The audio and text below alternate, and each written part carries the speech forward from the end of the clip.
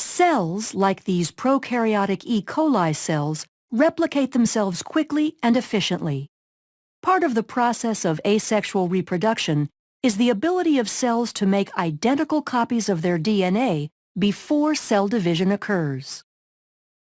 Prokaryotic cells that reproduce by binary fission rely on the fast, accurate process of DNA replication to ensure future generations of cells will have the same genetic instructions as the parent cell. The structure of DNA aids in the speed and accuracy of replication. Double-stranded DNA is a polymer of two strands of nucleotides which are hydrogen bonded to each other to form a double helix. Nucleotides are molecules that consist of a deoxyribose sugar, a phosphate, and one of four nitrogenous bases. The phosphodiester backbones consist of alternating sugar and phosphate groups. The nitrogenous bases include cytosine, thymine, adenine, and guanine. Cytosine forms 3 hydrogen bonds with guanine, and thymine forms 2 hydrogen bonds with adenine. This is referred to as complementary base pairing. The double helix will have one strand oriented in a 5' to 3' direction relative to the hydroxyl group of the deoxyribose sugar, and the other strand oriented in a 3' to 5' direction. This shows the anti-parallel nature of the DNA strands. The complementary base pairing in the structure of DNA allows replication to be executed in a semi-conservative manner. Each strand of the DNA molecule is used as a template in the creation of a new double strand. Replication begins with double-stranded DNA being separated, and each original strand, called a parent strand, is used as a template for the complementary base pairing of nucleotides to make 2 new molecules. DNA replication occurs in the 5' to 3' direction, adding new nucleotides to the 3' end of the newly forming strand.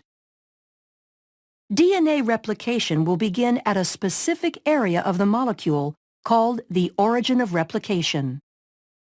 The origin of replication denotes the area of active replication called the replication fork. In order to understand how complex eukaryotic organisms replicate DNA, scientists first studied replication in prokaryotic models like E. coli. A number of enzymes are needed for replication to proceed once the replication fork is established. Helicase separates the strands of the double helix, and single-stranded binding proteins stabilize the newly single-stranded regions. DNA gyrase is used to make sure the double-stranded areas outside of the replication fork do not supercoil. Once the replication fork is stable, DNA polymerase catalyzes the addition of new nucleotides to the growing daughter strand. Other proteins, such as beta clamps and the clamp loader, help hold the DNA polymerase in place on the DNA. Short sequences of RNA, called primers, have to be paired to the template strands by the enzyme primase because DNA polymerase cannot begin to add nucleotides without a primer. Replication of both strands occurs at the same time, one using continuous synthesis and the other discontinuous. Continuous synthesis occurs on the 3' to 5' oriented parent strand, referred to as the leading strand. New nucleotides are added to the 3' end, moving continuously toward the expanding replication fork. Discontinuous synthesis occurs on the parent strand that is oriented 5' to 3', called the lagging strand, and is completed in segments called Okazaki fragments.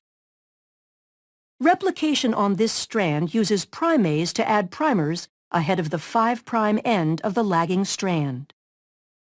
DNA polymerase III then adds short sequences of nucleotides, the Okazaki fragments, to the primer, filling in the gap. As the helix is opened further, this process repeats until the entire strand is replicated.